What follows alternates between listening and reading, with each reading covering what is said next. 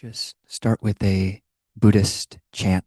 This is how usually we'll start Dhamma talks or sharing a reflection on the Dhamma, which is the teaching of the Buddha. It's in the Pali language, and Pali is to Southeast Asian Buddhism, kind of what Latin is to Catholicism. Namo tassa bhagavato arahato samma sambuddhassa. Namo tassa bhagavato arahato samma sambuddhassa. Namo tassa bhagavato arahato samma sambuddhassa. Buddhang dhammang sanghang namasahami. So I'm very happy to be here with all of you today. I know part of Unitarianism, at least as I experienced it, was a little bit of intimidation by seeming religious clergy in outfits. So I thought to maybe just bridge the gap in people's mind between Unitarianism and Buddhism. I've been thinking about this for a couple days, and one very easy way to summarize the similarities and slight differences are to say that Buddhism is like Unitarianism with rebirth and renunciation, and Unitarianism is like Buddhism with chairs. You guys got chairs. You guys have chairs. Yeah, and you have that Frankenstein dance. I don't know if anybody was in the service today, but yeah, there was a Frankenstein dance. We don't usually do that in Buddhist sermons, but yeah, there are a lot of overlaps, and I feel really grateful for my mother in particular to have raised me as a Unitarian. I think it's a great way to raise children. You really do. Certainly, I got a fantastic religious education, which is basically presenting the children and all of the adults as well with a whole smorgasbord, so to speak, of different religious traditions, different beliefs that you can choose from and decide what resonates most. So the six, I think, sources of Unitarianism, you've got earth-centered religions, earth-centered traditions, you've got Christianity and Judaism, you've got other world religions like Buddhism or like Hinduism, some Taoist teachings, you've got prophetic teachings from social justice teachers, you've got humanist teachings, and these are all great. You open up the Buddhist hymnal and there's a lot of inspiring things. One of the songs which was sung in this morning's service, I came with my mom, and it was that love enables greed to turn to giving, something to that effect. So it's just really picking up a lot of principles which are in many different Buddhist traditions and certainly are at the heart of a lot of Buddhism just growing up. So I grew up even before I remembered being given some kind of ceremony when I was, before I was one, and then all through elementary school, up through high school, attending Unitarian churches, and then I even attended the Amnesty International meetings, a very Buddhist thing to do. I did very many Buddhist things.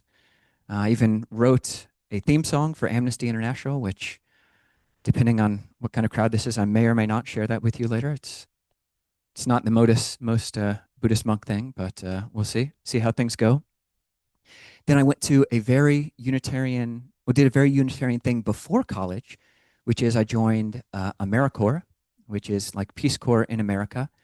And it was there that I started exploring, just following my own intuition around readings. And I became rather enamored with the Beats and read On the Road, and then read Dharma Bums, which is another book by Jack Kerouac, and read in the preface to the Dharma Bums about Jack Kerouac's own Buddhist background, which was a book called The Buddhist Bible by this very kind of eccentric American in the 1920s who created his own monastery. He lived for a very brief time in Japan and then created a Buddhist monastery just by himself. And he pulled together all these texts from different Buddhist traditions, of which, largely speaking, there are three main Buddhist traditions.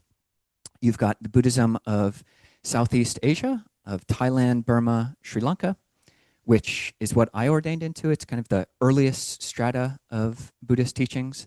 Then you've got the Buddhism of East Asia, so that's of China, of Japan, of Korea, and that's called Mahayana Buddhism. And then you've got the Buddhism of Tibet, or Vajrayana Buddhism. And while I was in AmeriCorps, was reading this book, and we're building houses and worked at this swamp and digging around in the swamp and doing all sorts of dirty things, and would find myself after work having the energy to read through this book. And I only realized after I finished my stint in AmeriCorps, looking back at the book, turned the Buddhist Bible, which was three parts of each of those three schools, the Theravada, the Mahayana, and the Vajrayana.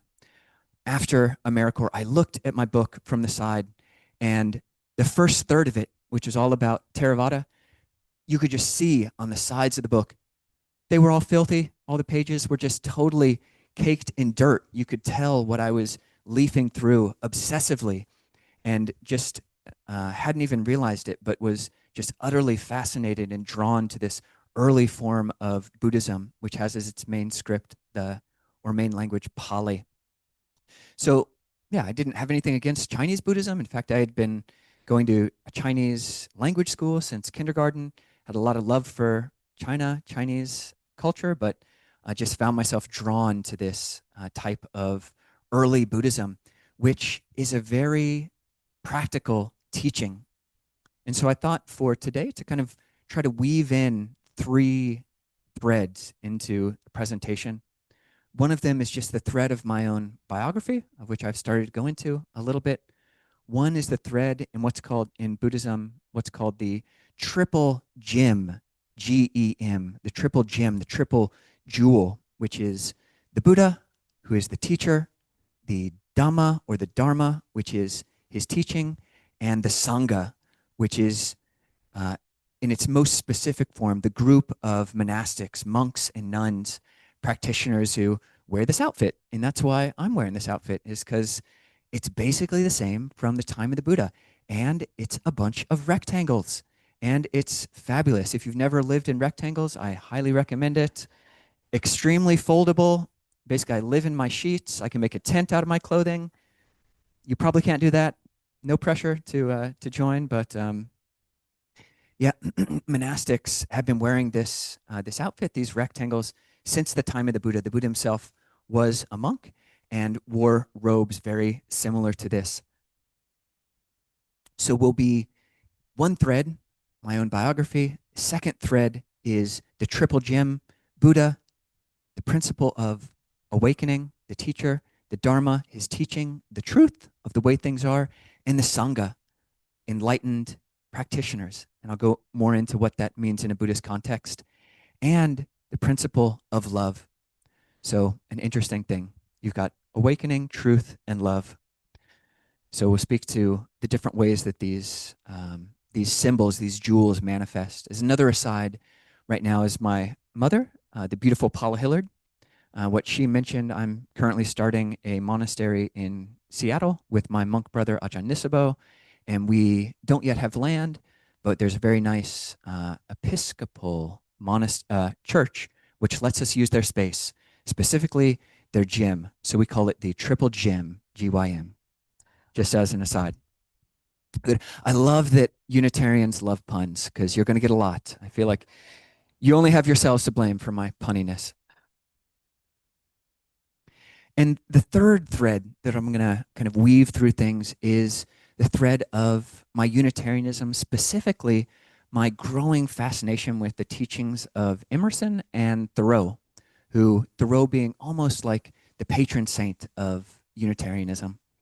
So after my AmeriCorps stint, again, I did something very Unitarian, and I went to a small liberal arts school in Massachusetts called Hampshire, which was very Unitarian in the fact that there were no grades, no required classes, just like totally Unitarian all the way down. And it was there that I met a teacher named Alan Hodder, who I've really kept in touch with every couple years since that time. And he taught two classes that really shaped the rest of my life. The first being a class on world religions, in which I started reading more Buddhist texts. I'd already been inspired by that Buddhist Bible. Had a friend who gave me the Dhammapada, which is kind of a poetry almost of the Buddha, and reading all sorts of other world religions. And then the second class was on the transcendentalists, most specifically Emerson, Ralph Waldo Emerson, and Henry David Thoreau. And so I'll have a few quotes that I'll actually, in our tradition, the forest tradition, I ordained in the what's called the Thai forest tradition of Theravada Buddhism. We typically don't use any notes for our talks. There's an emphasis on being spontaneous, but I don't want to misquote Emerson. And he's got some long, awesome quotes, which all of you will just have to stand up and shout about. So I don't want to misquote him. So I'll be pulling out my notebook in a minute. But yeah, ended up being very inspired by that class. And if you're a Unitarian, it really makes sense to read a lot of Thoreau. And if you read a lot of Thoreau, it's hard not to be affected. I ended up, I'll kind of jump forward and back here, but ended up dropping out of university.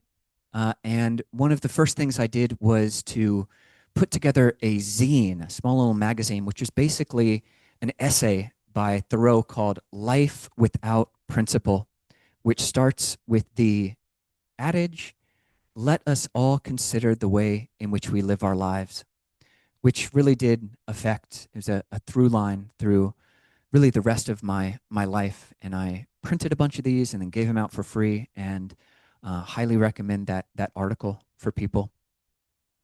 But two events which really had a big influence on my life before I dropped out were, one, a experience absolutely anxiolytic. And what that means is I didn't even realize the extent to which I was operating every day by myself and others with a low-level hum of anxiety. Boom, just drop that down to a level which I'd never experienced in my life. And it didn't just last 12 hours, it lasted about 6 weeks. So I went about for those 6 weeks feeling like I had no anxiety, feeling like I had no, feeling like I was enlightened in a certain kind of way. And the sad thing is that I didn't create that. I didn't know how I did that. I didn't know how I did it, how that came about. And so after those 6 weeks, anxiety starts ramping up. And then in Buddhism, there's something, it's called the second arrow, which is the principle that pain, like physical pain, we all have bodies, pain is inevitable. Even the Buddha had physical pain. So that's like the first arrow. We're hit, as soon as we're born, we're hit with this first arrow, which is susceptibility to physical discomfiture, to unsatisfactoriness. But what an enlightened being does is do this next part, which is they no longer add a second arrow. So pain is unavoidable, but suffering is optional. Suffering is optional. And so a Buddha, enlightened beings, just never stab themselves with that second arrow, and they can bear any of that first arrow, any physical discomfiture that comes up. They just won't problematize it. They won't add add another head to the whole thing. So just by accident of chemistry, I wasn't stabbing myself for that month and a half with more problems. I wasn't creating more problems for myself. But then it's gone, and I'm left with this problem. How the heck do I get that back? And so I end up following a Unitarian friend from university, recommends a meditation retreat. And that is where my practice in my life takes another tangent. Really, it's almost the psychological or spiritual equivalent of getting struck by lightning. But to hear that, you're going to have to meditate for another 7 minutes. So for this meditation, also lightly guided, we'll start as we did with the last meditation, is setting the body in a posture which is upright, but not uptight. Stretching and elongating that central column of the spine and everything else, all the internal organs, all the external muscles. Everything can just relax around that. And with this meditation, rather than scanning the body, we'll be giving the mind, the heart, another task. And people might have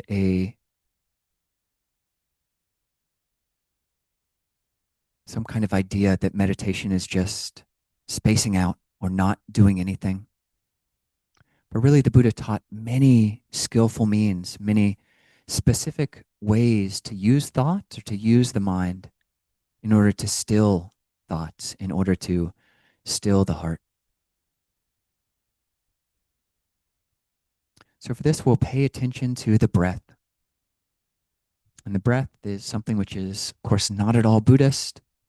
And it is something which the Buddha himself practiced, is learning how to be content with this very simple, absolutely quotidian, absolutely normal phenomenon, which we just utterly ignore for the vast majority of our lives and our days. And so just start bringing awareness to the upper lip and the area around the nose.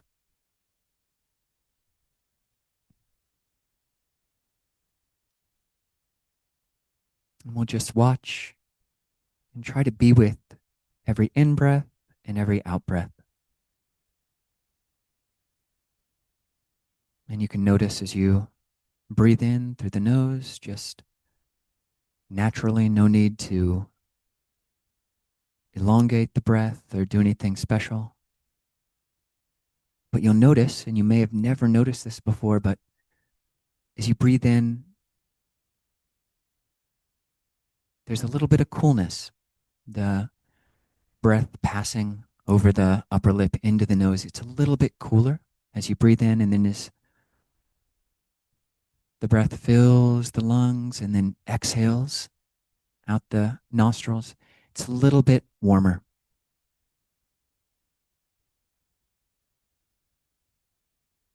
And there's no reason why this has to be boring.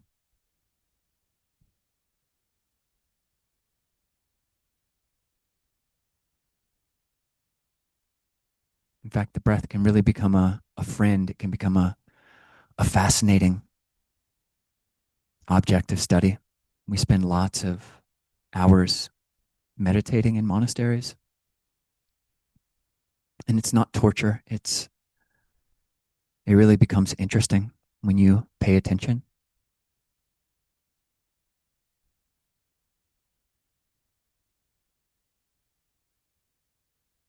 And because we're not used to it, it can be helpful to actually add a meditation word to the breath. So one we use in the Thai forest tradition is just Buddho. The name of the Buddha, it just means awake. Bud on the in-breath, Do on the out-breath. But really you can use any words or any sounds which allow you to stay with the breath. The full in-breath and the full beginning, middle, and end of the out-breath.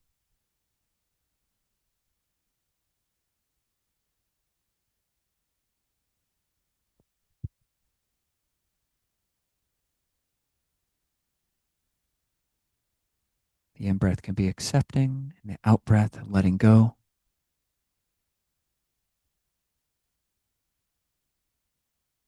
In or out.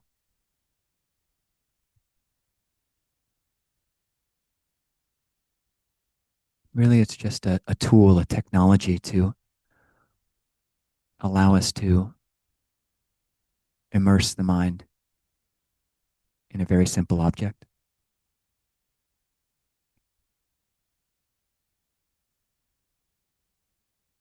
And we'll just stay here for a few minutes and having one part of the mind as this metta of overlooking awareness, which knows if you're holding on too tight, knows how you're relating to the breath. And we want to know the breath as we would pay attention to a friend, very kindly. And so just sitting with every in-breath and every out-breath.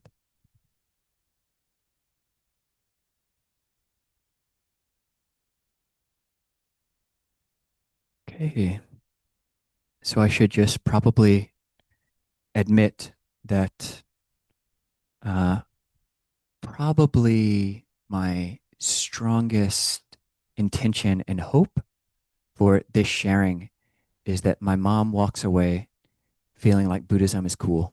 So please do afterwards greet the beautiful Paula Hillard and tell her Buddhism is cool if you can. No pressure. We don't encourage lies in Buddhism, but if you can, if you think it's even a little bit cool. So I'll share my first Thoreau quote. So we should treat our minds, that is ourselves, as innocent and ingenuous children whose guardians we are, and be careful what objects and what subjects we trust on their attention.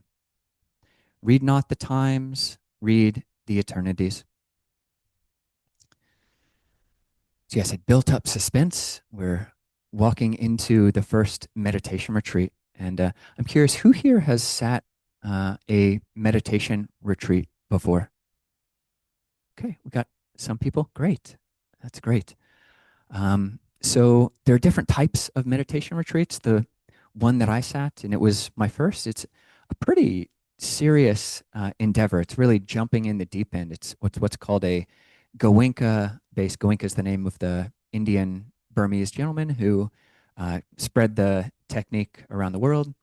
But Vipassana, which is a Pali word which means clear seeing. So it's a Goenka Vipassana retreat, 10 days, and you go in there and you're basically meditating for 10 hours a day with very specific objects. So for the first 3 days, you're just watching the breath at the tip of your nose all day, every hour. There's no surprise. There's no surprise. There's no secret at the end of the day. It's just more watching the breath. And then the next 7 days is watch scanning the body, similar to what we did at the beginning of this, is really learning how to re-embody, allowing the mind to come back into the body and seeing and feeling the impermanent nature of the body.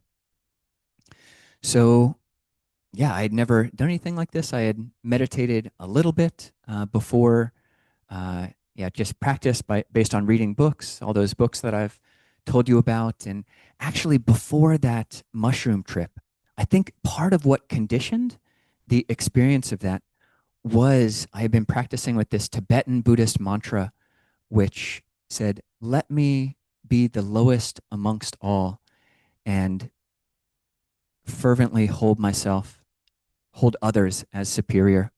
So kind of this training, this mind training, which I just never really encountered outside of a Buddhist context. So I was kind of saying that as a mantra to myself while I went into that experience. But here I am at this meditation retreat and really hadn't sat for more than half an hour beforehand. And I'm told to just watch the breath, at the tip of the nose. And it was very humbling.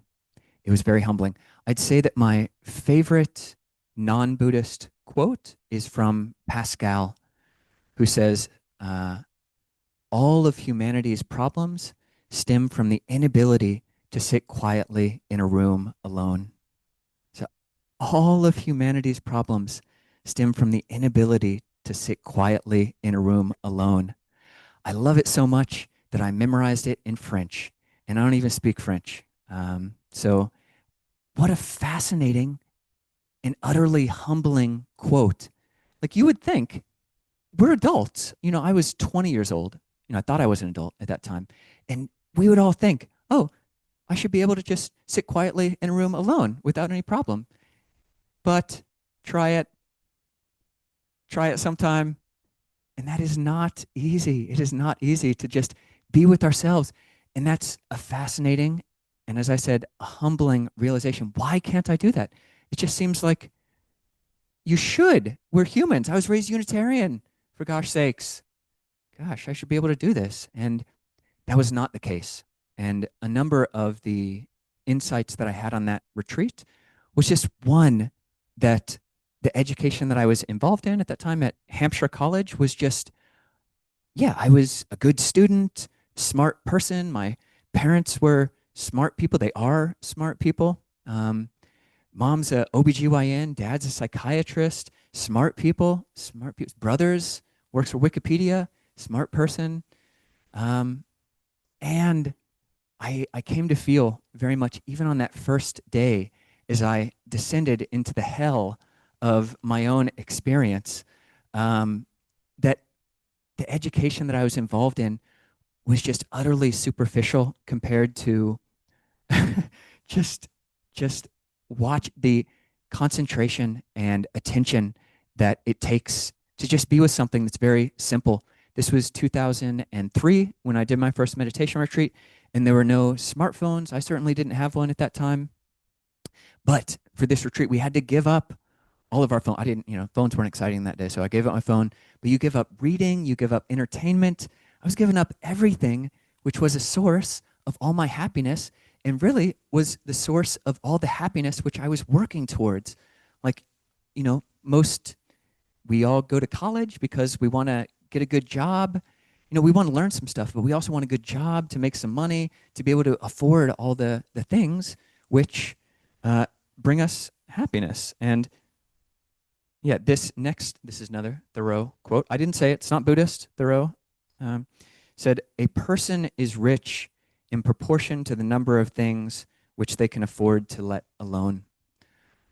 So that was fascinating, and I was starting to experience that in this retreat. So I'm first day, really just seeing that my mind is utterly out of control. I'd never just tried to watch. I'd just been distracting myself, despite all of my parents' good intentions, despite my own good intentions.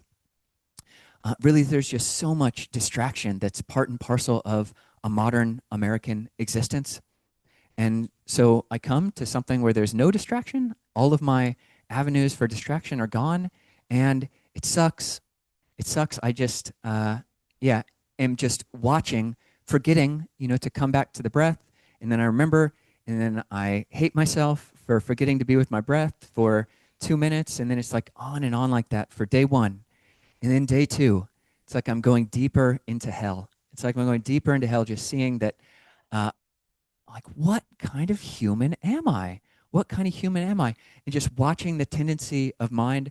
One instruction, Kovilo, that's my name. I was Ian still at that time, still not a monk at that time. Ian, all you have to do, just watch the breath. You don't even get to choose. Just watch it at the tip of the nose. And I couldn't do it. Felt like an utter failure. And just going and watching just how utterly untrained my mind was, and just feeling like, God, what a bad human. What a bad human I am. And continuing at this day one, day two, and day three, and almost by grace. It's just not totally by grace, because part of the underlying principle of Buddhism, the foundational faith in Buddhism, if I were to ask what that is, anybody? I will ask. What is the foundational faith of Buddhism? That is a very good answer. And existence is suffering. So I will get to that. That is the first of what is called the Four Noble Truths. But a bit more foundational of that. I was thinking that maybe you all are probably more educated than I was as a Buddhist, but you might think, oh, Buddhists believe in the Buddha as like some kind of guy who will save you, or like Buddhism is all about believing in rebirth. What do you guys believe in? you believe in like, rebirth and stuff.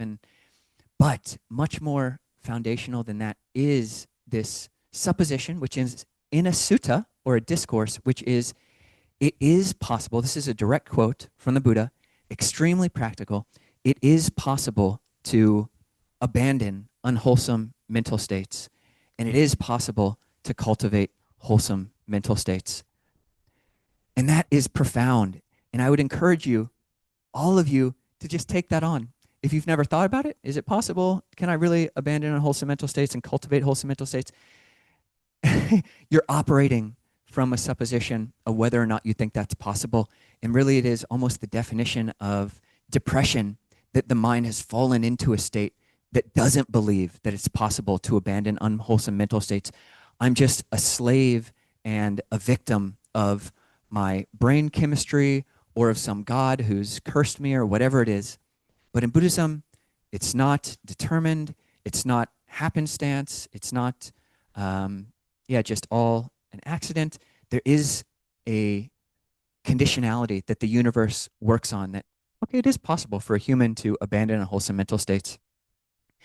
And after 3 days on this meditation retreat of, okay, abandon all the distraction. I'm running out thinking about all these great ideas. Actually, we're not supposed to do anything on this retreat, just watch the breath.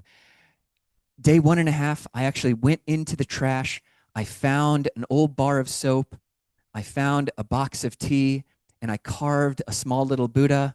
And I was thinking, oh, this is real. I'm doing something super meditational. I'm carving this Buddha, and I'm going to give it to somebody, because I totally couldn't sit with my breath. I couldn't just be with myself. So I carve a little Buddha. I'm not even Buddhist at the time, but find a way to distract myself. No entertainment, but I can carve a little soap Buddha. So I did that, but okay, I'm trying, come back to the breath, abandoning distraction, and that's what we're doing in these guided meditation, and we might have one more depending on how many questions there are, but we're abandoning distraction, thoughts of the past, thoughts of the future, or just all sorts of wishy-washy thoughts about the present are just fluttering. We're just bombarded by all sorts of distraction. In Buddhism, there's what's called the 5 hindrances to peace of mind. And you can think of them, it's an easy way to remember them, as ways that we lean with the body.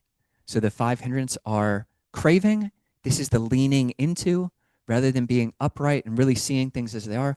When we crave and when we have strong desires for drugs, for alcohol, for food, whatever it is, we are not seeing clearly. We're not seeing what's for our own benefit or for the benefit of others or for the benefit of both. We're just craving it. We're thinking, oh, Doritos. I'm going to get some Doritos in a minute. And we're just totally leaning into the future taste of the Doritos. The second hindrance is aversion. This is the leaning away. I don't want it. I don't like you. I don't like what my spouse is saying. Just no. Whereas we don't have to do that. That's second arrow suffering. And we justify it. We have lots of ways of justifying our greed and our anger. But it is not totally seeing clearly when we've got the goggles of anger and aversion on. The third hindrance to seeing clearly is sloth and torpor. And these are all the SL words, like sluggish and slothful and sloppy. And this is like the downward movement of the body. And you're just falling asleep. The laziness of the mind. And when we're just falling asleep, we're not seeing clearly. And of course, the body does need rest. But this is the type of slogginess, which is really a subtle and unconscious way of turning off. So this is the falling down, and then the kind of anxiety of restlessness and remorse, which is just totally up in our heads. And then the fifth hindrance is doubt, which is just totally just spinning around. And you'll be happy to know that in Buddhism, there is a place almost foundational for intelligent doubting. In fact, I've heard that faith in Buddhism, one, I think, very cool way of defining faith in Buddhism is skill in doubt. Skill in your doubt. The fifth hindrance is the type of doubt that just has no end. It's the type of mindset, and if you've just yeah, been raised in a very cerebral culture, which just encourages questioning without end. There's no harm. In fact, a big part of Buddhism is questioning. But if you don't know how to not question, how to stop when it's tiring you out, then that is a skill that a human can develop. And that's what we're developing in meditation, is ways of just being more upright. So after a day and a half, 2 days of just training and okay, coming back from my craving, coming upright from my aversion, not falling asleep or getting super uptight. Day 3, it feels, even though it is causal, I've been putting in the conditions, okay, abandoning distraction, cultivating one-pointedness.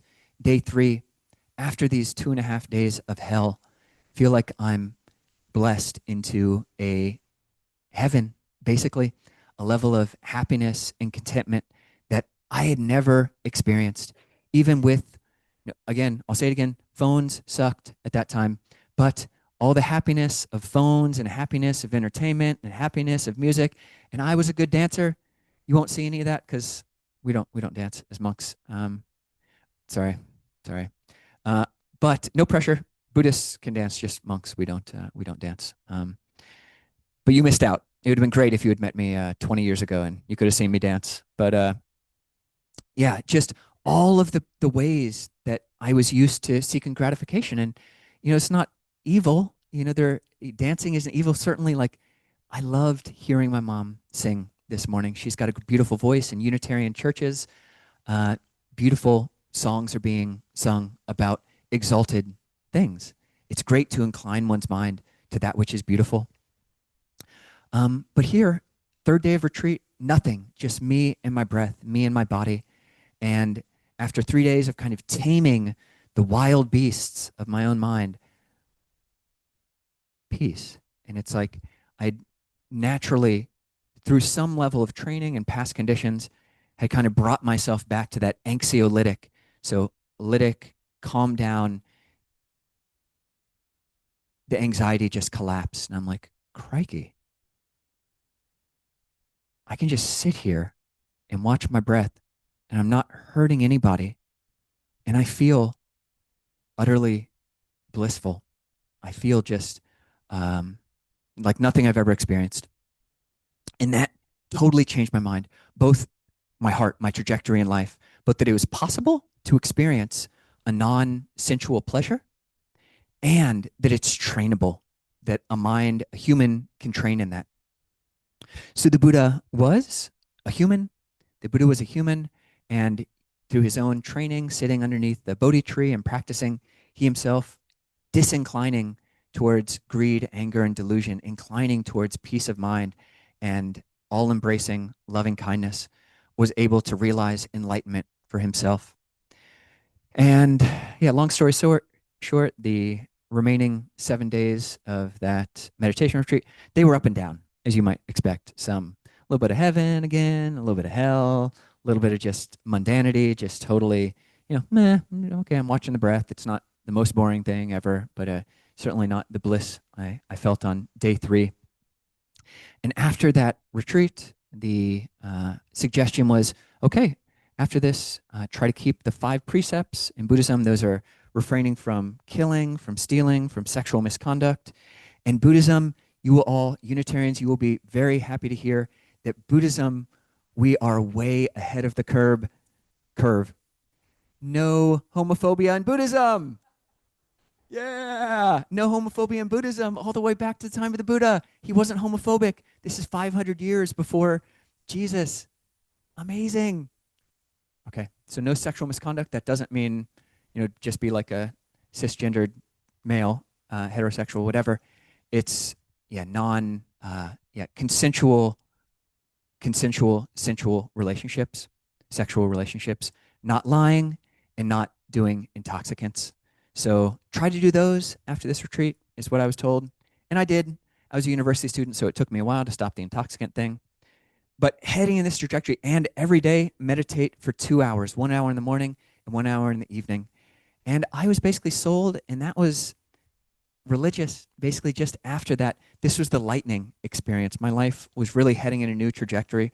And I did it, meditating for an hour in the morning, hour in the evening, and basically more and more inclining towards being a monk. I didn't realize that even that meditation retreat, it was teaching Theravada Buddhism, but it was so taught in such an ecumenical way, which it's very easy to do with Buddhism because it's really just about watching the body and watching the mind and learning how to relate to the heart in more and more skillful, less and less harmful, uh, better and better ways that, yeah, you can teach it in a very ecumenical way.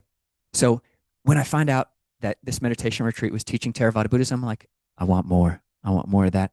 So eventually found out that it was possible to ordain as a monk. And I'll read my final Thoreau quote, which, hold on to your seats. This is an awesome one.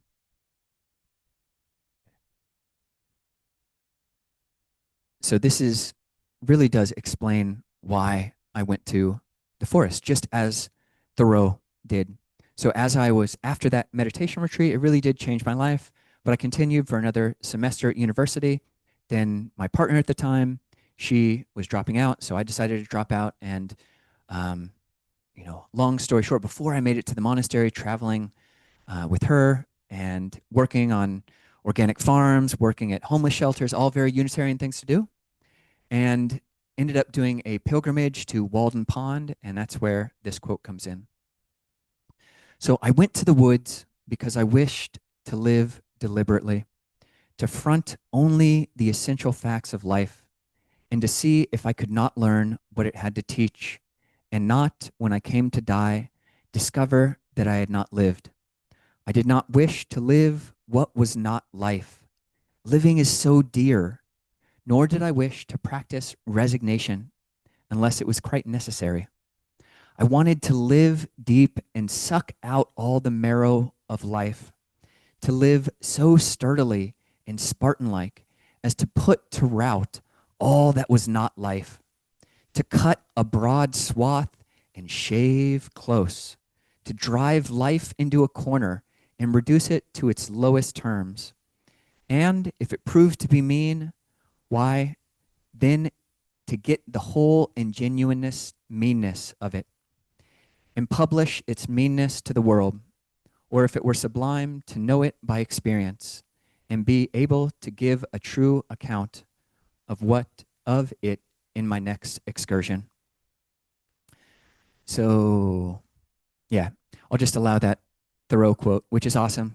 I'm glad nobody fell off of their seats. It totally had me falling off my seat when I read that. But yeah, I'll allow that quote to explain the last 25 years of my life. But yeah, so now I'm a monk starting a monastery. I did go to the forest, had a hard digital detox in our monasteries. I ordained in California, actually just about 3 hours north of here, a monastery called Abhayagiri, which pretty much all of the monks were not born into Buddhist families, but are all convert Buddhists.